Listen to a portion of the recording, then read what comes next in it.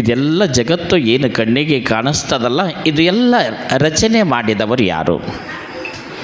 ಈ ಕಣ್ಣಿಗೆ ಕಾಣುವಂಥ ಜಗತ್ತು ರಚನೆ ಮಾಡಿದವರು ಯಾರು? ಯಾರು? ನಮ್ಮಪ್ಪ ಅಲ್ಲ, ನಿಮ್ಮಪ್ಪ ಅಲ್ಲ. ಯಾರು ರಚನೆ ಮಾಡ್ಯಾರ? ಭಗವಂತ ರಚನೆ ಮಾಡ್ಯಾನ. ಗಗನದಲ್ಲಿ ತಾರೆಗಳನ್ನು ಇತ್ತವನು ಯಾರು? ನವಿಲಿಗೆ ನಾಟ್ಯವನ್ನು ಕಲಿಸಿದವನು ಯಾರು? ಮೀನಿಗೆ ಈಜನ್ನು ಕಲಿಸಿದವರು ಯಾರು? ಉಣ್ಣುವ ಅನ್ನವನ್ನು ಕಂಡು ಹಿಡಿದವನು ಯಾರು? ಕಲ್ಲಿನೊಳಗೆ ಕಪ್ಪಿಯನ್ನು ಇರಿಸಿ ಅದಕ್ಕೆ ಆಹಾರ, ನೀರು, ಉಸಿರಾಟಕ್ಕಾಗಿ ಗಾಳಿಯನ್ನು ಇಟ್ಟವರು ಯಾರು? ಎಲ್ಲದಕ್ಕೂ ಕಾರಣೀಭೂತ ಆ ಪರಮಾತ್ಮ ಅದಾನೆ. ಆ ಪರಮಾತ್ಮ ಆಡಿಸಿದಂತೆ ನಾವೆಲ್ಲ ಆಡುವವರು, ಪರಮಾತ್ಮ ಇರಿಸಿದಂತೆ ನಾವೆಲ್ಲ ಇರ್ತಕ್ಕಂಥವರು. ಎಲ್ಲವೂ ಆ ಭಗವಂತಂದು ಅದ.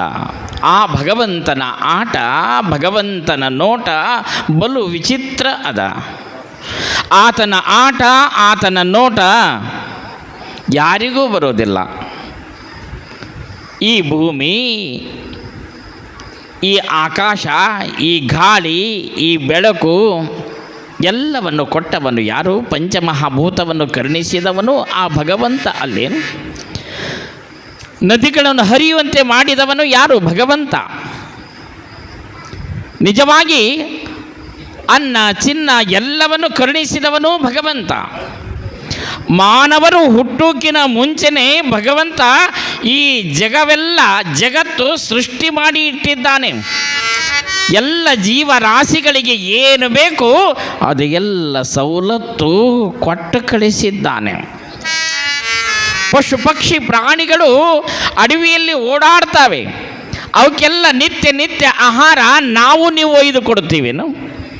ಆ ಭಗವಂತ 12 ತಿಂಗಳ ಪಶು ಪಕ್ಷಿಗಳಿಗಾಗಿ ದಾಸೋಹ ಇಟ್ಟಿದ್ದಾನೆ. ದಾಸೋಹ ನಾವು ಮಾಡುವಂಥ ದಾಸೋಹದಲ್ಲಿ ಏನಾದರೂ ಕೊರತೆ ಆಗಬಹುದು. ಆದರೆ ಭಗವಂತ ಮಾಡುವ ದಾಸೋಹದಲ್ಲಿ ಸತತ 12 ತಿಂಗಳ ಯಾವುದು ಕೊರತೆ ಆಗಲಾರದಂಗೆ ಇಟ್ಟಾನ. ಆ ಭಗವಂತನ ಆಟ ಎಂಥದ್ದು ಅಂತೀರಿ? ಕತ್ತಲಾಗುತ್ತದೆ, ಹಗಲಾಗುತ್ತದೆ, ಹುಣ್ಣಿಮೆ ಬರ್ತದೆ, ಅಮಾವಾಸ್ಯೆ ಬರ್ತದೆ.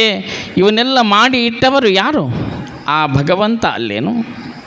ಎಳ್ಳಿನಲ್ಲಿ ಎಣ್ಣೆಯನ್ನು ಅಡಗಿಸಿ ಇಟ್ಟವರು ಯಾರು? ಹಾಲಿನಲ್ಲಿ ತುಪ್ಪವನ್ನು ಮೂಗಿಗೆ ವಾಸನೆ ಬರಲಾರ್ದಂಗೆ ಬಂದೋಬಸ್ತಾಗಿ ಇಟ್ಟವರು ಯಾರು?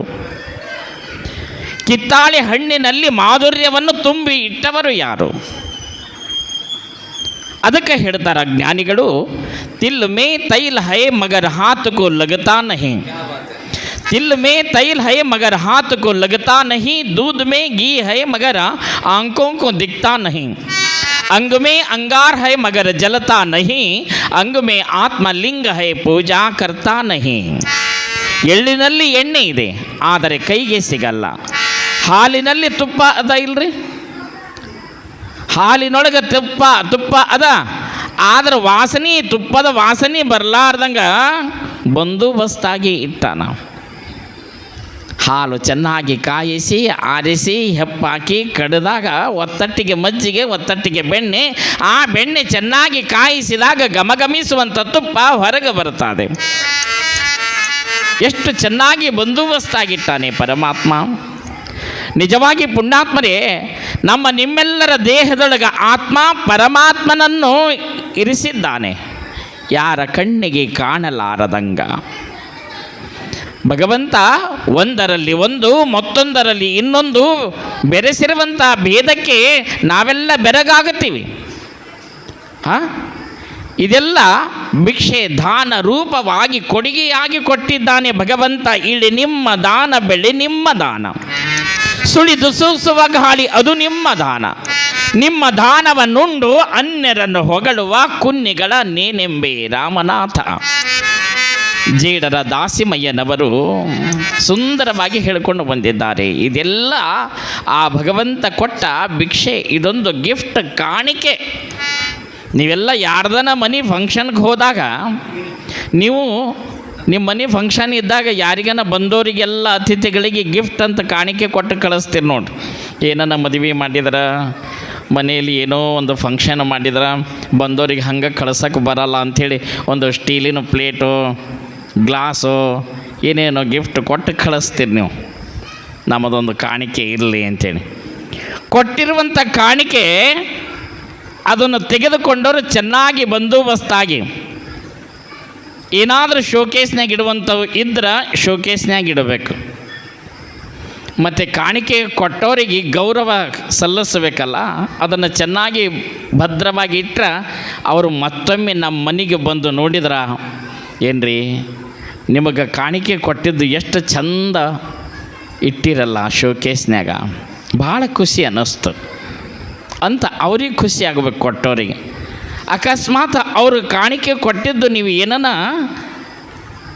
ಕಲ್ಲಾಗ, ಮುಳ್ಳಾಗ, ದಾರ್ಯಾಗ, ತಿಪ್ಪ್ಯಾಗ, ಗಟರ್ನ್ಯಾಗ ಹೊಗದಿದ್ರಿ ಅಂದ್ರೆ ಕಾಣಿಕೆ ಕೊಟ್ಟವರು ಬಂದು ನೋಡಿದರು ಅದನ್ನಂದ್ರೆ ಹೋಗಿ ನಿನಗೆ ಕಾಣಿಕೆ ಕೊಡಬಾರ್ದಾಗಿತ್ತು, ಕೊಟ್ಟು ತಪ್ಪು ಮಾಡಿದೆ ಅಂತಾರಿಲ್ರಿ. ಅದಕ್ಕೆ ಭಗವಂತ ನಮ್ಮೆಲ್ಲರಿಗೆ ಕಾಣಿಕೆ ಕೊಟ್ಟಾನೆ. ಏನು ಕಾಣಿಕೆ ಕೊಟ್ಟಾನ? ನಿಮ್ಮೆಲ್ಲ ಸುಂದರವಾಗಿರುವಂಥ ಶರೀರ ಇದು ಪುಕ್ಕಟೆಯಾಗಿ ಕಾಣಿಕೆ ಕೊಟ್ಟಾನೆ, ಗಿಫ್ಟ್ ಕೊಟ್ಟಾನ. ನೋಡಲಿಕ್ಕೆ ಸುಂದರವಾಗಿ 2 ಕಣ್ಣುಗಳು ಕೊಟ್ಟಾನೆ, ಒಳ್ಳೆಯದನ್ನು ಕೇಳುವುದಕ್ಕಾಗಿ 2 ಕಿವಿಗಳು ಕೊಟ್ಟಾನೆ, ದಾನ ಧರ್ಮ ಗುರುಪೂಜೆ ಹರಪೂಜೆ ಮಾಡುವುದಕ್ಕಾಗಿ 2 ಕೈಗಳು ಕೊಟ್ಟಿದ್ದಾನೆ, ಸತ್ಪಥದಡೆಗೆ ನಡೆಯುವುದಕ್ಕಾಗಿ 2 ಕಾಲುಗಳು ಕೊಟ್ಟಿದ್ದಾನೆ ಭಗವಂತ, ಒಳ್ಳೆಯದನ್ನು ನುಡಿಯುವುದಕ್ಕಾಗಿ ಒಂದೇ ಬಾಯಿ ಇಟ್ಟಿದ್ದಾನೆ ಭಗವಂತ. 2 ಬಾಯಿ ಇಡಬೇಕಾಗಿತ್ತು, ಹೌದಲ್ರಿ? ಕಣ್ಣೆರಡು ಕೊಟ್ಟ, ಕಿವಿ 2 ಕೊಟ್ಟ, ಕೈ 2 ಕೊಟ್ಟ, ಕಾಲು 2 ಕೊಟ್ಟ, ಬಾಯಿ ಮಾತ್ರ ಒಂದೇ ಇಟ್ಟ. ಅದನ್ನು 2 ಕೊಡಬೇಕಾಗಿತ್ತೋ ಏನೋ. ಕೊಟ್ಟರೆ ಗತಿ ಗಂಗಾವತಿನೇ ಆಗತ್ತಿತ್ತು ನೋಡಿ. ಒಂದು ಬಾಯಿ ಕೊಟ್ಟರೆ ಅಲ್ಲೋಲ ಕಲ್ಲೋಲ ಮಾಡಕತ್ತೀವಿ, ಮತ್ತು 2 ಬಾಯಿ ಕೊಟ್ಟರೆ ಜಗತ್ತು ಬದಲಿನೇ ಮಾಡಿಡ್ತಿದ್ರಿ. ಇದು ಕರಿತಲಿ ಮಾನವ ಅಂದ್ರೆ ಸಾಮಾನ್ಯ ಅಂತ ತಿಳ್ಕೊಂಡ್ರಿ. ನೋಡೋದು 2 ಪಟ್ಟಾಗಲಿ, ಬಾಯಿಂದ ನುಡಿಯೋದು 1 ಪಟ್ಟಾಗಲಿ, ಕೇಳೋದು 2 ಪಟ್ಟಾಗಲಿ, ಬಾಯಿಂದ ನುಡಿಯೋದು 1 ಪಟ್ಟಾಗಲಿ, ಪೂಜಿಸುವುದು ದಾನ ಧರ್ಮ ಮಾಡುವಂಥದ್ದು 2 ಪಟ್ಟಾಗಲಿ, ಬಾಯಿಂದ ನುಡಿಯೋದು 1 ಪಟ್ಟಾಗಲಿ, ಸತ್ಪಥದಡೆಗೆ ನಡೆಯೋದು 2 ಪಟ್ಟ ಆಗಲಿ, ನುಡಿಯೋದು 1 ಪಟ್ಟ ಆಗಲಿ ಅಂಥೇಳಿ ಭಗವಂತ 2 ಕಣ್ಣು ಕೊಟ್ಟ, 2 ಕೈ ಕೊಟ್ಟ, 2 ಕಾಲು ಕೊಟ್ಟ, 2 ಕಿವಿ ಕೊಟ್ಟ, ಬಾಯಿ ಮಾತ್ರ ಒಂದೇ ಇಟ್ಟ. ಇದನ್ನು ನಾವು ಸಾರ್ಥಕ ಮಾಡಿಕೊಳ್ಳಬೇಕಲ್ಲ. ಭಗವಂತನಿಗೆ ನಾವು ಏನು ಕೊಟ್ಟಿಲ್ಲ, ಭಗವಂತ ನಮಗೆ ಪುಕ್ಕಟೆಯಾಗಿ ಕಾಣಿಕೆ ಕೊಟ್ಟಿದ್ದಾನೆ. ಆ ಭಗವಂತನಿಗೆ ಬೇಕಾಗುವ ನಿಟ್ಟಿನೊಳಗೆ ನಾವೆಲ್ಲ ಬದುಕಬೇಕಲ್ಲ. ಭಗವಂತನಿಗೆ ನಾವು ಬೇಕಾಗುವ ನಿಟ್ಟಿನೊಳಗೆ ಬದುಕಬೇಕು. ಅಂದು ನೀವೆಲ್ಲರೂ ಭಗವಂತನಲ್ಲಿ ಪ್ರಮಾಣ ಮಾಡಿ ವಚನ ಕೊಟ್ಟು ಬಂದಿದ್ದೀವಿ. ತಾಯಿಯ ಗರ್ಭದಲ್ಲಿ ನಾವು ಇದ್ದಾಗ 8ನೇ ತಿಂಗಳಿಗೆ ಜ್ಞಾನ ಉದಯ ಆಗುತ್ತದೆ. ಶಿಶುಗಳು ತಾಯಿ ಗರ್ಭದಲ್ಲಿದ್ದಾಗ 8ನೇ ತಿಂಗಳಿಗೆ ಜ್ಞಾನ ಉದಯ ಆಗುತ್ತದೆ. ಅದಕ್ಕೆ ವೀರಶೈವ ಧರ್ಮದಲ್ಲಿ ಏನದ, ಆ ಗರ್ಭಧಾರಣೆ ಲಿಂಗಧಾರಣೆ ಮಾಡ್ತಾರೆ ಗರ್ಭಕ್ಕೆ 8ನೇ ತಿಂಗಳಿಗೆ. ನಿಜವಾಗಿ ಜ್ಞಾನ ಉದಯ ಆಗ್ತದಲ್ಲ, ಆ ಮಗು ಭಗವಂತನಲ್ಲಿ ಮಾತಾಡ್ತದೆ. ನೀವೆಲ್ಲರೂ ಮಾತಾಡೇ ಬಂದೀವಿ. ಹೇ ಭಗವಂತ, ತಾಯಿಯ ಈ ಒಂದು ಚೋಟು ಗೇಣು ಹೊಟ್ಟಿ ಒಳಗ ಮಲ ಮೂತ್ರ ಇವು ಹೇಸಿಗೆ ವಾಸಿನೆ, ಹೇಸಿಗೆ ಇದ್ದಲ್ಲಿ ಹುಳುಗಳ ಕಡಿತ ಬಹಳ. ಈ ಒಂದು ಸಂಕಟದಿಂದ ಪಾರು ಮಾಡಯ್ಯ, ಈ ಬಂಧನದಿಂದ ನನಗೆ ಬಿಡುಗಡೆ ಮಾಡಯ್ಯ, ಕ್ಷಣಕಾಲ ಬಿಡದಂತೆ ನಿನ್ನ ನಾಮಸ್ಮರಣೆ ಮಾಡ್ತೀನಿ ಅಂಥೇಳಿ 8ನೇ ತಿಂಗಳ ತಾಯಿ ಗರ್ಭದಲ್ಲಿದ್ದಾಗ ಶಿವನಲ್ಲಿ ಪ್ರಮಾಣ ಮಾಡೀವಿ. ಭಗವಂತ ನಮ್ಮ ಮೇಲಿರುವಂಥ ವಿಶ್ವಾಸ ಇನ್ನೂ ಕಳ್ಕೊಂಡಿಲ್ಲ. ಭಗವಂತ ನಮ್ಮ ಮೇಲಿರ್ತಕ್ಕಂಥ ವಿಶ್ವಾಸ ಇನ್ನೂ ಕಳ್ಕೊಂಡಿಲ್ಲ. ಇಂದಲ್ಲ ನಾಳೆ ಇವರೆಲ್ಲರೂ ನನ್ನ ನಾಮಸ್ಮರಣೆ ಮಾಡ್ತಾರೆ ಅನ್ನುವಂಥ ವಿಶ್ವಾಸ ಇಟ್ಟುಕೊಂಡಾನ ಪರಮಾತ್ಮ. ಆತನ ವಿಶ್ವಾಸಕ್ಕೆ ತಕ್ಕಂತೆ ನಾವೆಲ್ಲರೂ ದುಡಿಯಬೇಕಾಗಿದೆ. ದುಡಿದವರಿಗೆ ದುಡಿದಷ್ಟು ಕೂಲಿ ಸಿಗುತ್ತದೆ. ಅದಕ್ಕೆ ದಿನಕ್ಕೆ ನಾವೆಲ್ಲ 21,600 ಸಲ ಉಸಿರು ಬಿಟ್ಟು ಉಸಿರು ಎಳ್ಕೊಂತೀವಂದ್ರೆ ಅಷ್ಟು ಸಲ ಶಿವ ಶಿವ ಶಿವ ಶಿವ ಶಿವ ಶಿವ ಎಂದರೆ ಸಾಕು, ನಮ್ಮ ಜನ್ಮ ಸಾರ್ಥಕ ಆಗುತ್ತದೆ, ನಮ್ಮ ಬದುಕು ಸುಂದರ ಆಗುತ್ತದೆ.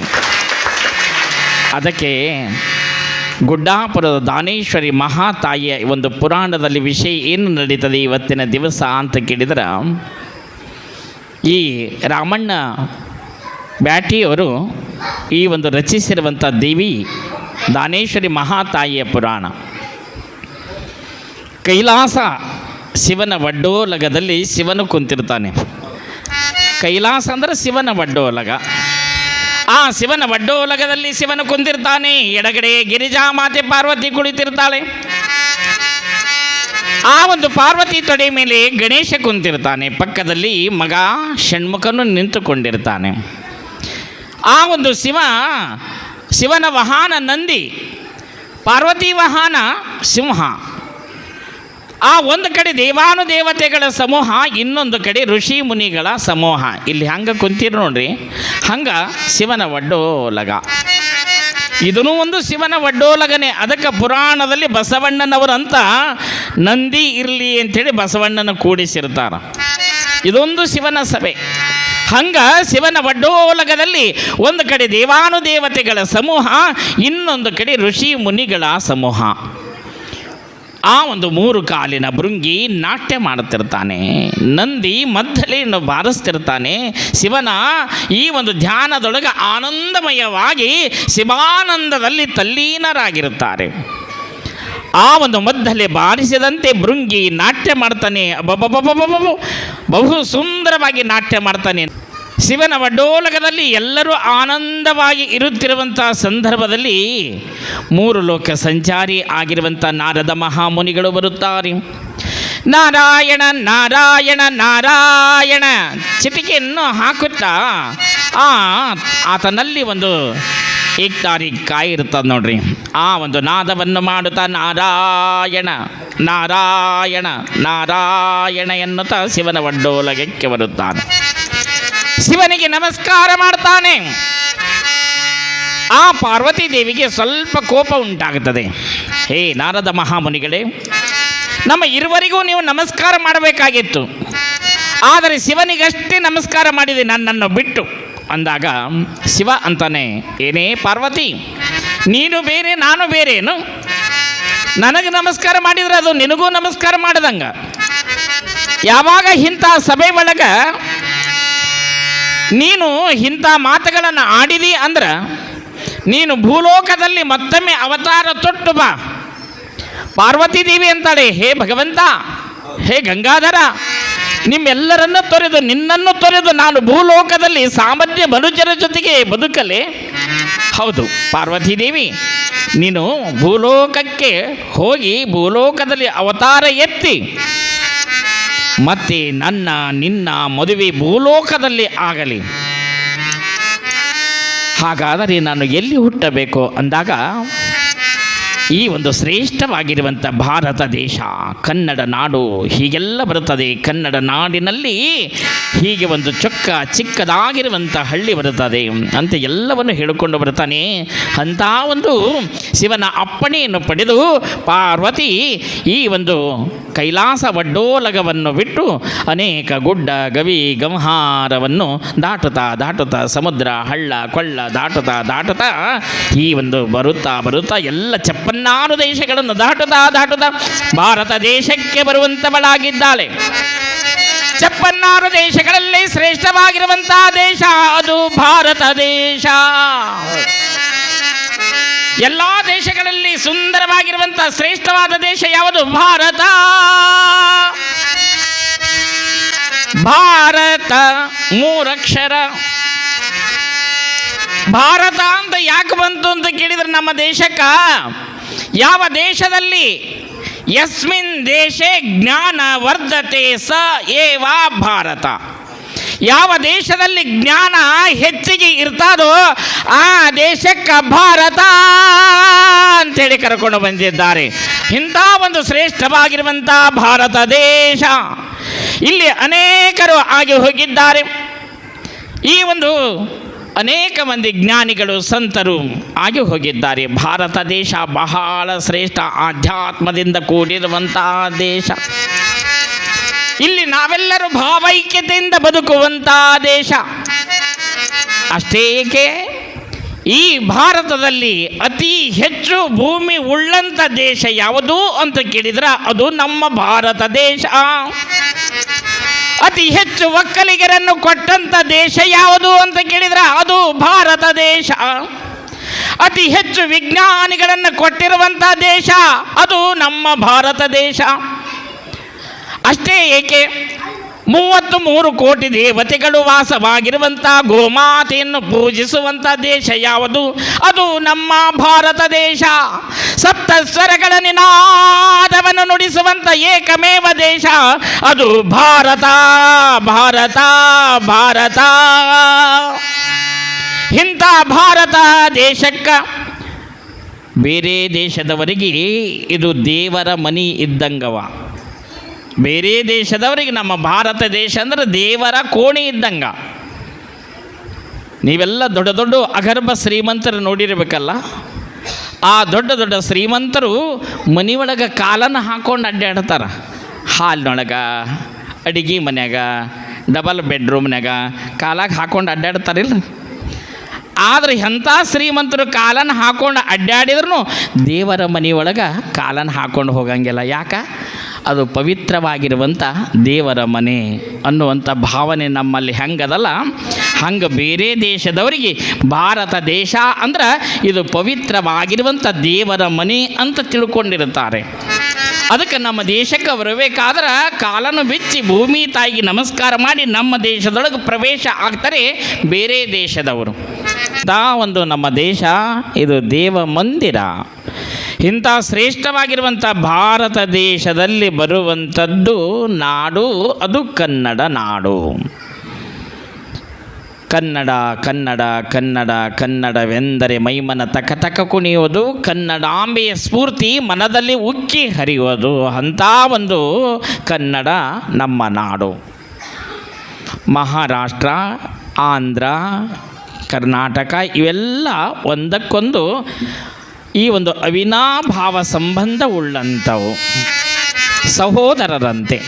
ಇಂಥ ಕನ್ನಡ ನಾಡಿನಲ್ಲಿ ಬರ್ತಕ್ಕಂಥದ್ದು ಪಂಚ ನದಿಗಳ ಬೀಡು ಎನಿಸಿಕೊಂಡಿರುವಂಥದ್ದು, ಗಂಡು ಮೆಟ್ಟಿದ ನಾಡು ಎಂದೆನಿಸಿಕೊಂಡಿದ್ದು ಅದು ವಿಜಯಪುರ ಜಿಲ್ಲೆ. ವಿಜಯಪುರ ಜಿಲ್ಲೆ ಬಹಳ ಪ್ರಸಿದ್ಧಿ ಹೊಂದಿದೆ. ಅಂಥ ಒಂದು ಶ್ರೇಷ್ಠವಾಗಿರುವಂಥ ಬಸವಣ್ಣನು ಹುಟ್ಟಿದ್ದು ಅದು ಕೂಡ ವಿಜಯಪುರ ಜಿಲ್ಲೆ.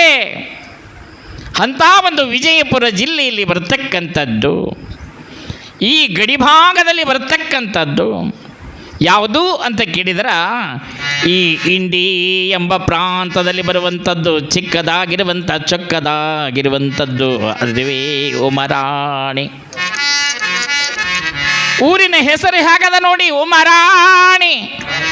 ಉಮಾ ಮತ್ತು Rani, Uma plus Rani equal to Umarani.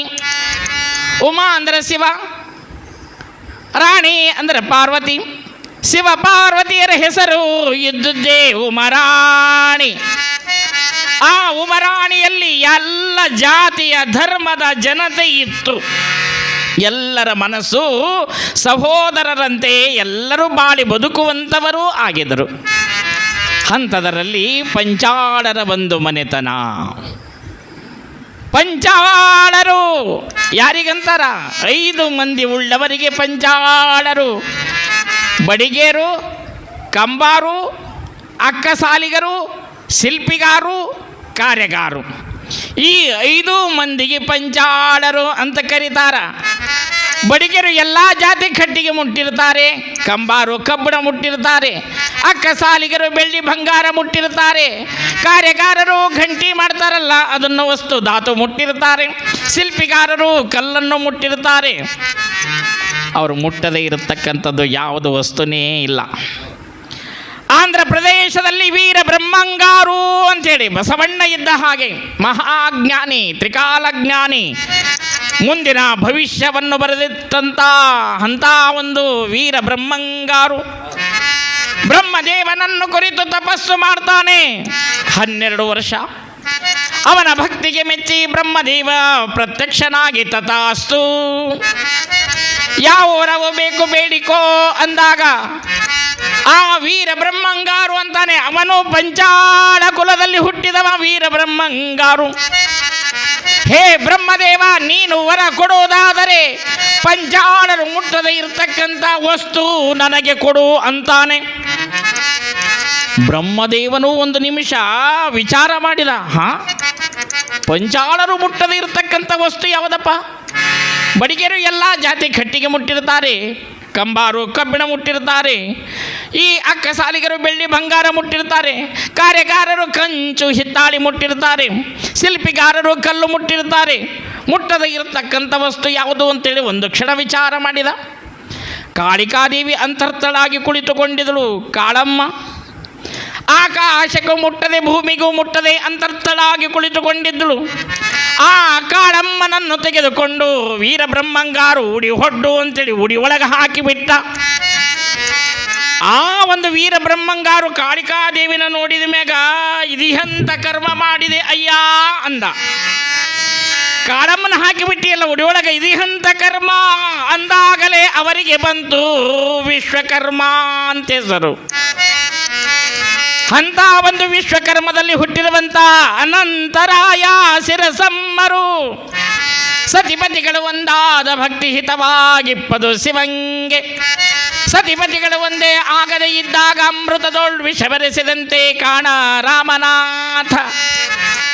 ಗಂಡ ಹೆಂಡ್ರು ಅನಂತರಾಯ ಶಿರಸಮ್ಮರು ಹೆಂಗಿದ್ರು ಅಂತ ಕೇಳಿದ್ರ ಹಾಲು ಜೇನು ಇದ್ದಂಗ ಇದ್ದರು ಗಂಡ ಹೆಂಡತಿ. ಹಂಗೆ ನಾವು ಕೂಡ ನಮ್ಮ ಸಂಸಾರದೊಳಗೆ ಗಂಡ ಹೆಂಡತಿ ಆದವರು ಹಾಲು ಜೇನು ಇದ್ದಂಗೆ ಇರಬೇಕು. ಪುರಾಣ ಕೇಳ್ತೀರಲ್ಲ, ಪುರಾಣ ಕೇಳೋದು ಪುರಾಣ ಹಚ್ಚೋದು ಯಾಕ ಅಂತ ಕೇಳಿದ್ರೆ ಜನರು ಪರಿವರ್ತನೆ ಆಗಲಿ, ನಾವು ಕೇಳಿ ಸ್ವಲ್ಪ ಮಟ್ಟಿಗಾದರೂ ಭಗವಂತನ ಹಾದಿ ಹಿಡಿಯೋಣ, ಒಳ್ಳೆಯವರಾಗಿ ಬದುಕೋಣ ಅಂಥೇಳಿ. ಎಲ್ಲನ ಹಂಗೆ ಈ ಕಿವಿಲಿ ಕೇಳೋದು ಈ ಕಿವಿಲಿ ಬಿಡೋದು. ಆದ್ರೆ ಕೇಳಿದ್ದು ಒಂದೆರಡು ನುಡಿ ಹಿಡ್ಕೊಂಡು ಅದರಂತೆ ನಡೀಲಿಲ್ಲ ಅಂದ್ರೆ ಕೇಳಿದ್ದು ವ್ಯರ್ಥ ಆಗುತ್ತದೆ. ಇಲಿ ಚರ್ಮ ತೊಳೆದಂಗೆ ಆಗ್ತದೆ ನೋಡ್ರಿ. ಎಲುಕು ಎಲುಕು ತಚ್ಚಿ ನೋಡಿ ಎನ್ನಾಳಿತು ಕಿನ್ನು ನಲುಪು ನಲುಪೆಗಾದು ತೆಲುಪುಗಾದು. ಪಂದಿ ಬುಧರನ ಮೆಚ್ಚ ಪನ್ನೀರ ಮೆಚ್ಚ ವಿಶ್ವದೀವೇಮನಾರಾಧ್ಯಂ. ಇಲಿಯ ಚರ್ಮ ಎಷ್ಟು ತೊಳೆದ್ರು ಬೆಳ್ಳಗಾಗುತ್ತದಂತ ಮಾಡಿರೇನವ? ಯಾವ ಸುಂದರಿ ಸಾಬನ ಹಚ್ಚಿ ತೊಳೆದ್ರು ಬೆಳ್ಳಗಾಗಂಗಿಲ್ಲ, ಯಾವ ನಿರ್ಮಾ ಸಾಬನ ಹಚ್ಚಿ ತೊಳೆದ್ರು ಬೆಳ್ಳಗಾಗಂಗಿಲ್ಲ. ನಿರ್ಮಾ ಬುರುಗಿನಾಗ 3 ಸಲ ಎದ್ದಿದ್ರು ಇಲಿ ಚರ್ಮ ಬೆಳ್ಳಗಾಗಂಗಿಲ್ಲ, ಅದು ಕರ್ರಗಾಗಿ ಉಳಿತದ. ಹಂಗೆ ಈ ಕಿವಿಲಿ ಕೇಳಿ ಈ ಕಿವಿಲಿ ಬಿಟ್ರಿ ಅಂದ್ರೆ ಇಲ್ಲಿ ಚರ್ಮ ತೊಳೆದಂಗೆ ಆಗ್ತದ. ಕೇಳಿದ್ದು ಸ್ವಲ್ಪ ಮಟ್ಟಿಗಾದರೂ ಕೇಳಿದಂಗೆ ಎಲ್ಲಷ್ಟು ಹಿಡ್ಕೊಂಡ್ರೆ ನಾವು ದಾನಮದೇವಿನೇ ಆಗ್ತೀವಿ. ಅಷ್ಟು ಮಂದಿ ದೇವರಾದ್ರೆ ಭಕ್ತರಾಗಿ ಪೂಜೆ ಮಾಡೋರು ಯಾರು? ಎಲ್ಲರೂ ಡಾಕ್ಟ್ರ್ ಆದ್ರೆ ಪೇಷಂಟ್ ಆಗೋರು ಯಾರು? ಎಲ್ಲರೂ ವಕೀಲರಾದ್ರೆ ಕೇಸ್ ಇದ್ದವರು ಯಾರು? ನಿಜವಾಗಿ ಪುಣ್ಯಾತ್ಮರೇ, ಅಯ್ಯೋ ಸ್ವಲ್ಪ ಮಟ್ಟಿಗಾದರೂ ಒಂದೆರಡು ನುಡಿ ಹಿಡ್ಕೊಂಡು ಜೀವನ ಪಾವನ ಮಾಡಿಕೊಳ್ಳಬೇಕಲ್ಲ. ಅಂಥ ಒಂದು ಅನಂತರಾಯ ಶಿರಸಮ್ಮರು ಗಂಡನೇ ದೇವರೆಂದು ಅರ್ಥೈಸಿಕೊಂಡವಳು. ಗಂಡನ ಮೇಲೆ ನಿಷ್ಠೆ ಇರಬೇಕು. ಹಾಗೆ ನಿಜವಾಗಿ ಸತಿ ಪತಿಗಳು ಒಬ್ಬರಿಗೊಬ್ಬರು ಅರಿತುಕೊಂಡು ಬಾಳಿ ಬದುಕುವಂಥವರಾಗಬೇಕು. ಹಂಗೆ ರೀತಿ ನೀತಿಯಿಂದ ಬದುಕುತ್ತಾ ಇದ್ದಳು ಈ ಒಂದು ಶಿರಸಮ್ಮ. ಆ ಒಂದು ಪಂಚಾಳರ ವಂಶದಲ್ಲಿ ಇರ್ತಕ್ಕಂಥ ಅನಂತರಾಯ ಶಿರಸಮ್ಮರಿಗೆ ಶಿವನ ಕೃಪೆ. ಆ ಊರೊಳಗೆ ವೀರಮಲ್ಲೇಶನಲ್ಲಿ ಬೇಡ್ಕೊಂತಿದ್ರು, ಶಿವನೇ ಒಂದು ಮಗುವನ್ನು ಕರುಣಿಸು ಅಂಥೇಳಿ. ಈ ಒಂದು ಶಿವನನ್ನು ಮಗನನ್ನು ಕರುಣಿಸು ಅಂಥೇಳಿ ವೀರಮಲ್ಲೇಶನಲ್ಲಿ ಬೇಡಿಕೊಳ್ತಾ ಇದ್ದರು. ಮದುವೆ ಆಗೋದು ಒಂದಾದ್ರೆ ಮದುವೆ ಆದ್ಮ್ಯಾಗ ಮತ್ತೊಂದು ಚಿಂತೆ ಆಗ್ತದೆ ನೋಡ್ರಿ. ಬಡವರಿಗೆ ಹೊಟ್ಟಿಗೆ ಅನ್ನದ ಚಿಂತೆ ಇರ್ತದೆ. ಆ ಅನ್ನ ಸಿಕ್ಕಿದ ಬಳಿಕ ಮತ್ತೆ ಮರ್ಯಾದೆಗೋಸ್ಕರ ಈ ಒಂದು ದೇಹ ಮುಚ್ಚಿಕೊಳ್ಳೋದಕ್ಕೆ ಬಟ್ಟೆಯ ಒಂದು ಚಿಂತೆ ಆಗ್ತದೆ. ಇದನ್ನು ಕೂಡ ಭಗವಂತ ಕೊಟ್ಟನು ಅಂತಂದ್ರೆ ವಯಸ್ಸಿಗೆ ಬಂದಾಗ ಮದುವೆ ಚಿಂತೆ ಆಗ್ತದೆ. ಮದುವೆ ಆದಮೇಲೆ ಹೆಂಡತಿ ಬಂದ ಮೇಲೆ ಮುಂದೆ ಮಕ್ಕಳ ಚಿಂತೆ ಆಗ್ತದೆ. ಮುಂದೆ ಬದುಕಿನ ಚಿಂತೆ ಆಗ್ತದೆ, ಮುಪ್ಪಿನ ಕಾಲಕ್ಕೆ ಕೇಡಿನ ಮರಣದ ಚಿಂತೆ ಆಗ್ತದೆ. ಹೀಗೆ ಚಿಂತೆಯಲ್ಲಿ ಕಾಲ ಕಳೆಯತಕ್ಕಂಥವನು ಈ ಮನುಷ್ಯ.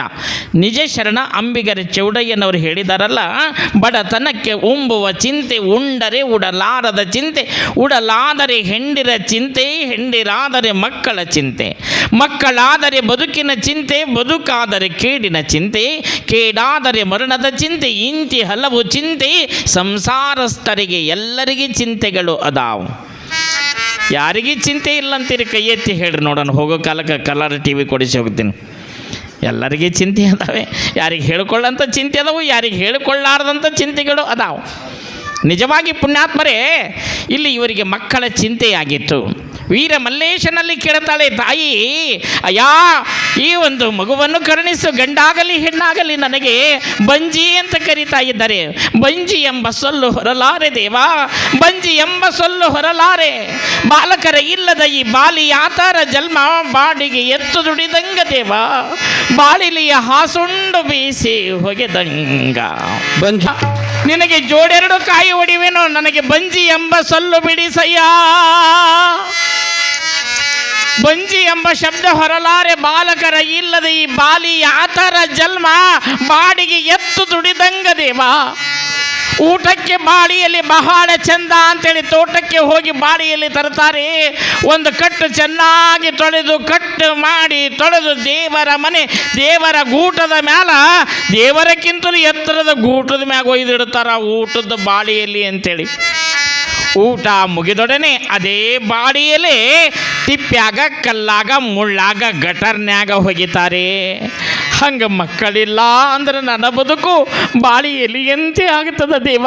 ವೀರ ಮಲ್ಲೇಶ ಒಂದು ಮಗುವನ್ನು ಕರುಣಿಸು ಅಂತ ಬೇಡಿದಾಗ ಅವರ ಭಕ್ತಿ ಭಾವಕ್ಕೆ ಮಧ್ಯರಾತ್ರಿ ವೀರ ಮಲ್ಲೇಶ ಕನಸಿನಲ್ಲಿ ಪ್ರತ್ಯಕ್ಷನಾಗಿ, ಅನಂತರಾಯ ಶಿರಸಮ್ಮ ಚಿಂತೆ ಮಾಡಬೇಡ, ಈ ಒಂದು ಶಿರಸಮ್ಮ ನಿನ್ನ ಉದರ ಗರ್ಭದಿಂದ ನನ್ನ ಗಿರಿಜಾಮಾತೆ ಪಾರ್ವತಿ ಜನಿಸಿ ಬರುತ್ತಾಳೆ. ಆಕೆಗೆ ಲಿಂಗಮ್ಮ ಎಂದು ನಾಮಕರಣ ಮಾಡಿ ಮುಂದ ಅವಳು ದಾನಮ್ಮ ಎಂಬ ಅಭಿದಾನ ಹೊತ್ತು ಜಗತ್ತಿನಲ್ಲಿ ಲೀಲೆ ಮಾಡಿ ಮೆರೀತಕ್ಕಂಥವಳು ಆಗಿದ್ದಾಳೆ ಅಂಥೇಳಿ ಶಿವನು ಕನಸಿನಲ್ಲಿ ಆಶೀರ್ವಾದ ಮಾಡಿದ. ಅತ್ತ ಶಿವನ ವಡ್ಡೋಲಗದಲ್ಲಿ ಪಾರ್ವತೀ ದೇವಿನ ಹೀಗೆ ಭಾರತ ದೇಶ, ಕನ್ನಡ ನಾಡು, ವಿಜಯಪುರ ಜಿಲ್ಲೆ, ಅಲ್ಲಿ ಇಂಡಿ ತಾಲೂಕದಲ್ಲಿ ಬರತಕ್ಕಂಥದ್ದು ಉಮರಾಣಿ ಗ್ರಾಮ. ಅನಂತರಾಯ ಶಿರಸಮ್ಮ ಉದರ ಗರ್ಭದಲ್ಲಿ ನೀನು ಜನಿಸಿ ಬಾ ಅಂಥೇಳಿ ಅಲ್ಲಿ ಪಾರ್ವತೀ ದೇವಿಗೆ ಶಿವನು ಆಶೀರ್ವಾದ ಮಾಡಿ ಕಳಿಸ್ತಾನೆ. ಆ ಪಾರ್ವತೀ ದೇವಿ ಈ ಒಂದು ಗಗನವನ್ನು ತೊರೆದು ಗುಡ್ಡ, ಗವಿ, ಗಂಹಾರ, ಸಮುದ್ರ, ಹಳ್ಳ, ಕೊಳ್ಳ, ಕೆರೆ, ಬಾವಿ ಎಲ್ಲವನ್ನು ದಾಟುತ್ತಾ ಭಾರತ ದೇಶ, ಕನ್ನಡ ನಾಡು, ವಿಜಯಪುರ ಜಿಲ್ಲೆ, ಆ ಒಂದು ಉಮರಾಣಿ ಗ್ರಾಮ ಅನಂತರಾಯ ಶಿರಸಮ್ಮ ಗರ್ಭವನ್ನು ಪ್ರವೇಶ ಮಾಡ್ತಾಳೆ. ಶಿರಸಮ್ಮ ಶಿವನ ಅಪ್ಪಣೆಯಂತೆ ಗರ್ಭವನ್ನು ಧರಿಸ್ತಾಳೆ. 1ನೇ ತಿಂಗಳ ಗರ್ಭ ಗತಿಸಿ, 2 ತಿಂಗಳು ಗತಿಸಿ, 3-4 ತಿಂಗಳು, 5-6 ತಿಂಗಳು, 7ನೇ ತಿಂಗಳ ಗರ್ಭ. ಯಾವತ್ತು ಬಸರಿ ತಾಯಂದರಿಗೆ ಬಯಕೆಗಳು ಹತ್ತೋದು ಸಹಜ ಅಲ್ವೇನಮ್ಮ? ಎಲ್ಲರಿಗೆ ಬಯಕೆಗಳು ಹತ್ತತಾವ ನೋಡ್ರಿ. ಹಾಂ, ಬಸರಿ ತಾಯಂದರಿಗೆ ಬಯಕೆಗಳು ಹತ್ತೋದು ಸಹಜ. ಎಂತಿಂಥ ಬಯಕೆ ಹತ್ತತ್ತವಂತ ಮಾಡಿರೇವ. ಬಿಳಿ ಜೋಳದ ರೊಟ್ಟಿ ಬೇಕು, ಸಜ್ಜಿ ರೊಟ್ಟಿ ಬೇಕು, ಎಳ್ಳು ಹಚ್ಚಿದ್ದೇ ಬೇಕು, ಎಣ್ಣೆ ಬದನೆಕಾಯಿ ಬೇಕು, ಪುಂಡಿ ಪಲ್ಯ ಬೇಕು, ಹಿಂಡಿ ಪಲ್ಯ ಬೇಕು, ಗಟ್ಟಿನ ಬ್ಯಾಳೆ ಬೇಕು, ಸಪ್ಪನ ಬ್ಯಾಳೆ ಬೇಕು, ತಿಳಿ ಸಾರು ಬೇಕು, ಹುಳಿ ಸಾರು ಬೇಕು, ಮಜ್ಜಿಗೆ ಸಾರು ಬೇಕು, ಕೆನೆ ಮೊಸರು ಬೇಕು, ಚಿತ್ರಾನ್ನ ಬೇಕು, ಮೊಸರನ್ನ ಬೇಕು, ಹುಳ್ಳ ನುಚ್ಚು ಬೇಕು, ಹಸರು ಲಿಂಬಿ ಹೋಳು ಬೇಕು, ರವಾ ದುಂಡಿ ಬೇಕು, ಬೇಸಾನ್ ಉಂಡಿ ಬೇಕು, ಕರ್ಜಿಕಾಯಿ ಬೇಕು, ಸುಳ್ಳಿ ಹೋಳಿಗೆ ಬೇಕು, ಶೇಂಗಾದ ಹೋಳಿಗೆ, ಬ್ಯಾಳಿ ಹೋಳಿಗೆ, ಹೂರುಣ ಹೋಳಿಗೆ, ಸಜ್ಜಿ ಹೋಳಿಗೆ, ಚಪಾತಿ, ಎಲಿಗಡುಬು, ಹುಂಚಿ ಚಟ್ನಿ, ನಿಂಬಿ ಖಾರ, ಮಾನಿ ಖಾರ, ಶೇಂಗಾದ ಹಿಂಡಿ, ಕಾರಳಿ ಹಿಂಡಿ, ಗುರೆಳ್ಳು ಚಟ್ನಿ, ಕಲ್ಲಾಗಿನ ಖಾರ. ಅಬ್ಬಬ್ಬಬ್ಬ ಬಾಯ್ದಾಗ ನೀರು ಬಂದುಗಿಂದವ್ರಿವ. ಇಷ್ಟೆಲ್ಲ ಬಯಕೆಗಳು ತಾಯಂದರಿಗೆ ನೋಡ್ರಿ.